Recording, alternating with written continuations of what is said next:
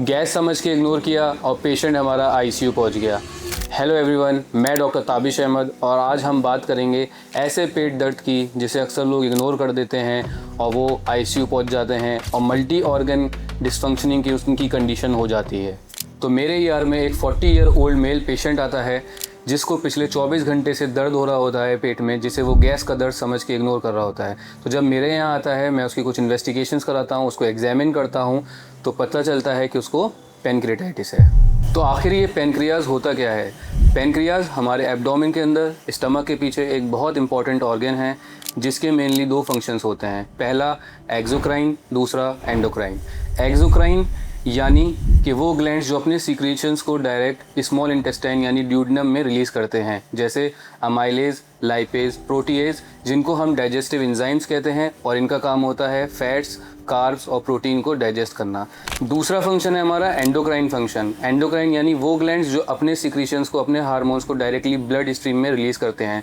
तो पैनक्रियाज का endocrine function क्या है कि वो इंसुलिन को रिलीज़ करता है, ग्लूकागॉन को रिलीज़ करता है, सोमैटोस्टेटिन का रिलीज़ करता है। इंसुलिन का काम होता है ब्लड शुगर लेवल को कम करना, ग्लूकागॉन का काम होता है ब्लड शुगर लेवल अगर कम है तो उसको बढ़ा के रखना, और सोमैटोस्टेटिन का काम होता है कि इंसुलिन, ग्लूकागॉन और जीआई सीक्रेशंस को मेंटेन करना। तो नॉर्मली ये पैनक्रियाटिक एंजाइम्स हमारे पैनक्रियाज के अंदर इनएक्टिव फॉर्म में होते हैं, लेकिन किसी कारणवश, जो मैं आपको आगे वीडियो में बताऊंगा, ये एंजाइम्स हमारे पैनक्रियाज के अंदर एक्टिव हो जाते हैं और हमारी ही पैनक्रियाज को ये नुकसान पहुंचाने लगते हैं, जिसकी वजह से हमारी पैनक्रियाज में इन्फ्लेमेशन होता है, उस पर घाव हो जाते हैं और इस कंडीशन को हम पैनक्रियाटाइटिस कहते हैं। पैनक्रियाटाइटिस दो टाइप के होते हैं। अगर ये कंडीशन सडनली हो रही है तो इसको हम कहेंगे एक्यूट पैनक्रियाटाइटिस, और ये कंडीशन अगर बार बार डेवलप हो रही है तो इसको हम कहेंगे क्रोनिक पैनक्रियाटाइटिस। सीवियर कंडीशन में हमें पैनक्रियाज का नेक्रोसिस भी हो सकता है। नेक्रोसिस यानी death of cell, death of tissues, यानी कि हमारी पैनक्रियाज के सेल मर भी सकते हैं, जिसकी वजह से हम मल्टी ऑर्गन डिसफंक्शनिंग में भी जा सकते हैं। लाइक लंग्स की प्रॉब्लम हो सकती है,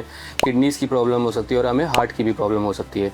ये एक सिस्टमिक इलनेस बन सकती है। तो अब इसके कॉज की अगर हम बात करें तो इसके कॉज क्या क्या हैं? तो सबसे मेन इंपॉर्टेंट जो कॉज हैं इसके वो हैं पित्त की थैली की पथरी और अल्कोहल। यानी कि अगर हमारी पित्त की थैली में पथरी है और वो हमारी नलकी में ऑब्स्ट्रक्शन यानी रुकावट पैदा कर रही है, तो उसकी वजह से हमारी पैनक्रियाज का जो ड्रेनेज सिस्टम होगा वो इफेक्ट होगा और हमें पैनक्रियाटाइटिस हो सकता है।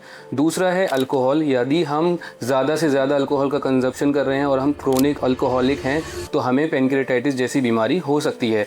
लेकिन इसका सबसे बड़ा तीसरा जो मेटाबॉलिक कॉज है वो है हाइपर ट्राइग्लिसराइडीमिया, यानी कि ट्राइग्लिसराइड लेवल का बहुत ज़्यादा एक्सट्रीम लेवल पर बड़ा होना। ट्राइग्लिसराइड एक तरीके का फैट होता है जो हमारे ब्लड में सर्कुलेट करता है और हमारी बॉडी को एनर्जी प्रोवाइड करने में हेल्प करता है। लेकिन यदि ट्राइग्लिसराइड की मात्रा हमारे ब्लड में मोर देन 3 टाइम्स बढ़ जाती है तो वो पैनक्रियाटाइटिस कॉज कर सकता है।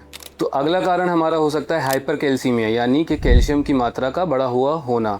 ईआरसीबी भी इसका कारण हो सकता है और रेयर केस में ये जेनेटिक भी हो सकता है जिसका कभी कोई कारण पता भी नहीं चलता।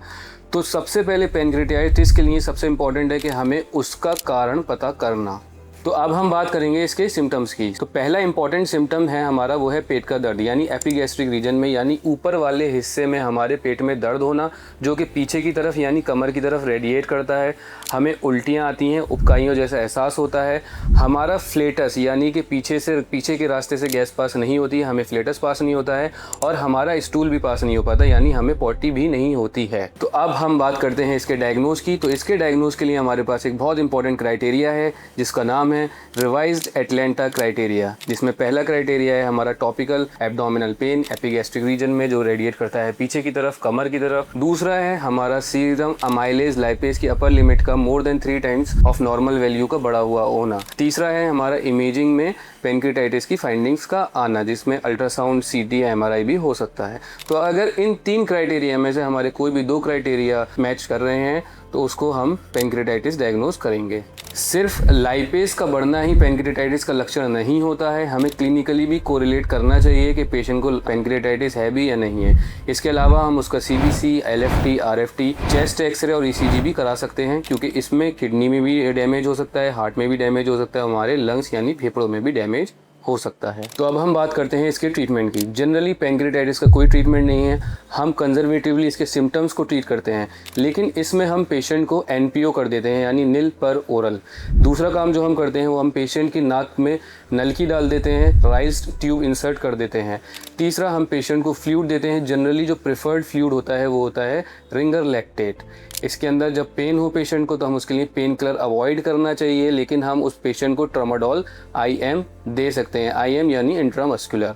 अगर पेशेंट को उल्टी आ रही है तो हम उसे एंटीमेटिक यानी उल्टी के लिए कोई दवाई दे सकते हैं। एंटीबायोटिक जनरली अवॉइड की जाती है, लेकिन अगर पेशेंट को नेक्रोटिक पैंक्रेटाइटिस है तो हम उसको एंटीबायोटिक दे सकते हैं। तो अगर हमें गॉल स्टोन पैंक्रेटाइटिस है तो उसमें हम क्या करते हैं, एक इंटरवेंशन प्रोसीजर करते हैं अर्जेंट, जिसका नाम है ERCP, या फिर हम पित्ता ही निकलवा देते हैं, जिसे हम कोलेसिस्टेक्टमी भी कहते हैं। पैंक्रेटाइटिस जनरली की जो मेन कॉज है पैंक्रेटाइटिस के वो है पित्त की तैली की पथरी और शराब का बहुत ज़्यादा सेवन। ध्यान रहे, हमें पैंक्रेटाइटिस के लक्षण को कॉज नहीं करना है, हमें पैंक्रेटाइटिस के कारण को कॉज करना है, क्योंकि अगर हम कारण को कॉज नहीं करेंगे तो हमें बार बार पैंक्रेटाइटिस होता रहेगा, जिसकी वजह से एक टाइम पे हमारा पैंक्रियास सड़ जाएगा, उसके टिश्यूज़ मरने लगेंगे और उसकी वजह से हमारी किडनी फेल हो सकती है, हमारे लंग डैमेज हो सकता है, हमारा हार्ट डैमेज हो सकता है और हमारे लिवर के एंजाइम्स भी बहुत ज़्यादा बढ़ सकते हैं। तो अगर आपको मेरी ये वीडियो पसंद आई, आपको इन्फॉर्मेटिव लगी और मोर वीडियोस को आप जानना चाहते हैं तो मेरे यूट्यूब चैनल को सब्सक्राइब करें, मुझे इंस्टाग्राम पे फॉलो करें और मेरे फेसबुक पेज को भी फॉलो करें। Thank you.